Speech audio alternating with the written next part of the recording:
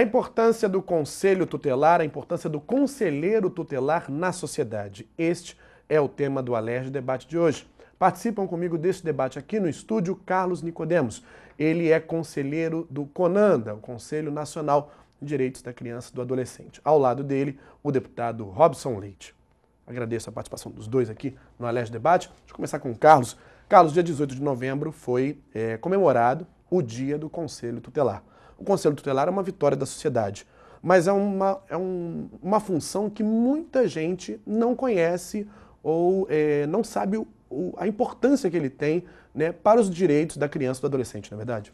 Sim, é verdade. O Conselho Tutelar é um capítulo do Estatuto da Criança e do Adolescente que, editado em 1990, tem como principal função estabelecer novos parâmetros de proteção à criança e ao adolescente.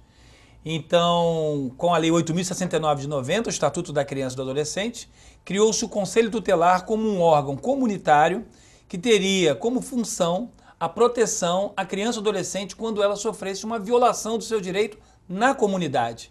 E esse é, assim, sem sombra de dúvida, esta é a principal característica do Conselho Tutelar. Ser da comunidade, formado por pessoas da comunidade, que vai aplicar a medida para aquelas crianças da comunidade, resolvendo ali, imediatamente, na rede de proteção, os direitos da criança e do adolescente. Deputado, muita gente não sabe até que existe uma eleição para conselheiro tutelar e que a sociedade é que elege os conselheiros tutelares de determinada cidade. Exatamente. Esse talvez seja um dos elementos, dos maiores problemas hoje dos conselhos tutelares. A necessidade do poder público, das prefeituras, né, do Estado, né, com E minúsculo, vamos dizer assim, está divulgando mais o papel do conselheiro tutelar. Essas eleições, o índice de, como é uma eleição facultativa, o índice de participação é baixíssimo. A abstenção é muito alta. No Rio de Janeiro, uma cidade do Rio de Janeiro, em que em alguns partidos um vereador é eleito com 10, 12, 15 mil votos, pelo menos, você com 300 votos se elege um conselho tutelar, exatamente pela ausência da divulgação.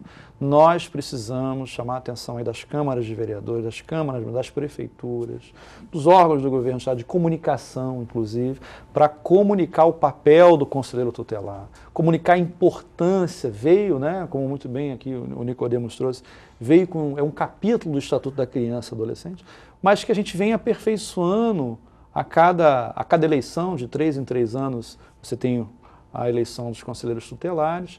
Você tem metas hoje que não são cumpridas do número de conselheiros por habitante de uma cidade, você vê que isso passa ao largo. É muito baixo. Falta infraestrutura em diversas cidades, ainda mais no interior, que você vê que o conselheiro não tem infraestrutura para trabalho, não tem um carro à disposição para exercer o seu papel, não tem condições de ter um telefone, às vezes celular, para estar ligando com a autoridade, chamando a força policial, enfim, interagindo com a comunidade, é uma dificuldade. Sem contar, em algumas cidades ganha menos com salário mínimo.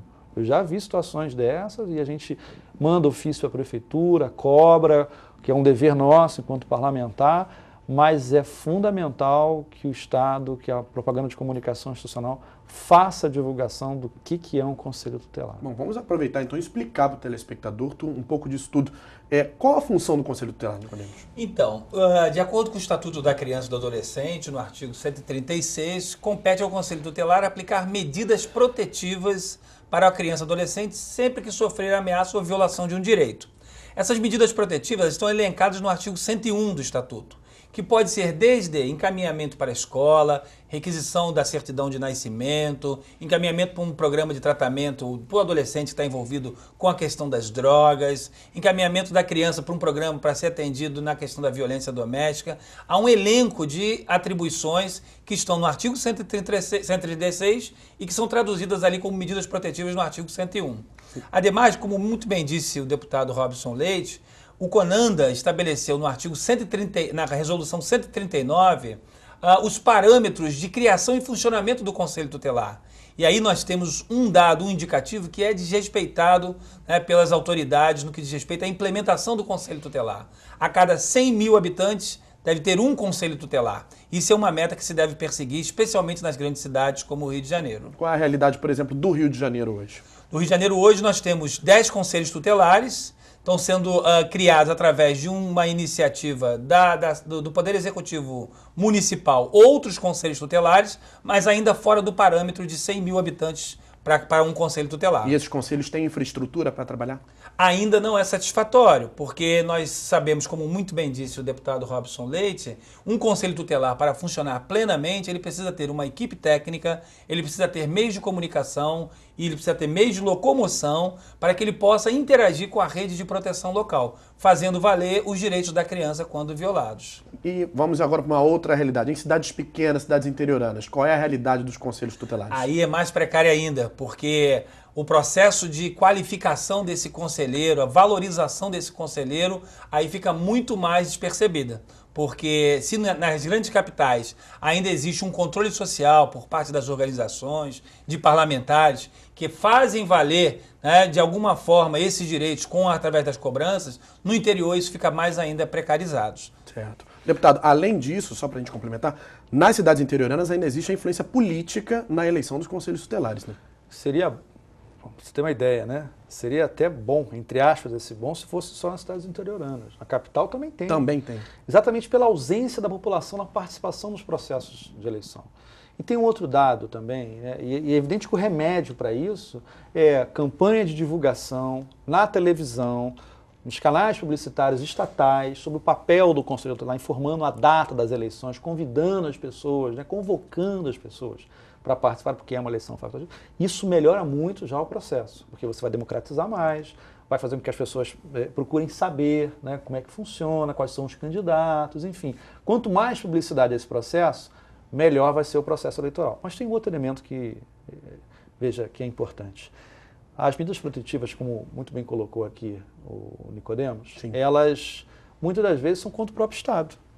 Contra o próprio Estado, o E minúsculo, contra as prefeituras, que não dispõem de creches suficientes, ou que as creches estão funcionando mal. Então, é meio que no interior, principalmente... É um órgão fiscalizador, o Conselho Tutelar. Exatamente. Então, interessa, a prefeitura, ela, de certa forma, não pode aparelhar muito o Conselho, no bom sentido da palavra aparelhar, não pode dar estrutura para o Conselho, porque vai fiscalizar a própria prefeitura, né? Então, acaba sendo quanto pior, melhor. Lamentavelmente, isso. E, evidentemente, que a gente vai na contramão disso tudo, denunciando, utilizando aqui o espaço da TV Alerj para chamar o cidadão da sua cidade. As eleições elas não são casadas, ou seja, pode ser que no seu município que você esteja assistindo, e no ano que vem tem eleição. Ah, não né? é uma eleição é em uma todos eleição os municípios. junta, Cada município casada, tem a sua eleição. Exatamente, o mandato é do mesmo tempo, mas cada município tem a sua eleição. Né? Então, por exemplo, nós tivemos agora recentemente eleição no Rio de Janeiro, no outro ano foi em uma outra cidade, em Belfort Roxo, na Baixada Fluminense, Niterói, agora recentemente. Quer dizer, elas não são casadas. Então, é fundamental a divulgação, pelo menos, se a gente conseguisse já trazer uma possibilidade aí de que se usasse o aparelho do Estado para divulgar o que é o Conselho Tutelar, como é que ele surgiu, qual o seu papel, isso já chamaria a atenção das pessoas. A escola pode ter um papel muito importante nessa divulgação, sem sombra de dúvidas, sem sombra de dúvidas, né? Os professores estarem discutindo com os alunos sobre isso, sobre a participação, o que faz um conselho tutelar, um conselheiro tutelar, e a formação, como muito bem colocou o Nicodemos. É fundamental que depois do processo, apesar de fazerem uma prova antes de submeterem ao processo eleitoral, né, a gente precisa fortalecer os mecanismos de uma formação permanente a esse conselheiro tutelar. Já falamos rapidamente, mas vamos aprofundar. A remuneração de um conselheiro tutelar é muito baixa, Nicodemos? É muito baixa. É baixa e aí existe uma questão estrutural, como muito bem foi sinalizado pelo deputado Robson Leite, na questão de a quem compete cuidar desta política. Porque o próprio Estatuto da Criança e do Adolescente disse que esta política ela é municipal.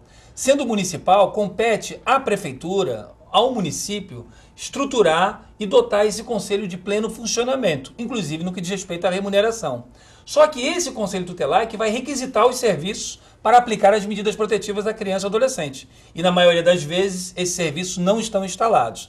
Daí porque, assim, eu já disse isso antes para o deputado e eu queria aqui registrar a importância da emenda que foi proposta ao PPA de criar o Sistema de Garantia de Direitos estadual, que vai permitir, então, o Estado fazer investimentos no município. E aí é uma conjugação de esforços. Porque outrora, até aqui, o Estado do Rio de Janeiro trabalhou com essa lógica da municipalização, que no meu ponto de vista é uma prefeiturização.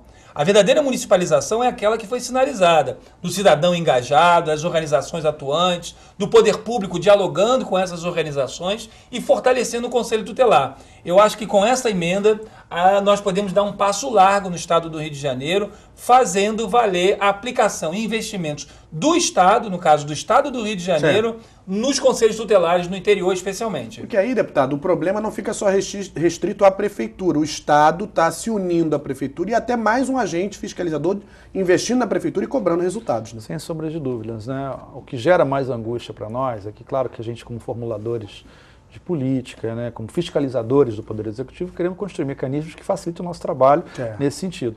Mas é evidente que é um trabalho limitador. O Executivo é quem executa e tem que ser assim, isso é ótimo, né? Agora, evidentemente que a gente precisa dar mecanismos para que o Poder, no caso do Governo do Estado, tenha condições de ajudar nesse processo, né, de entrar e não só com a questão de recursos, mas também que possa fazer valer uma construção de uma política pública que dialogue das prefeituras com o governo do Estado. Isso é importante, a Secretaria de Assistência, a FIA, ter mecanismos aí legais que possibilitem essa ação. Atuar em parceria. Exatamente. Ok, vamos para um rápido intervalo, a gente volta daqui a pouquinho com a Leste Debate, hoje sobre os conselhos tutelares. Voltamos já já.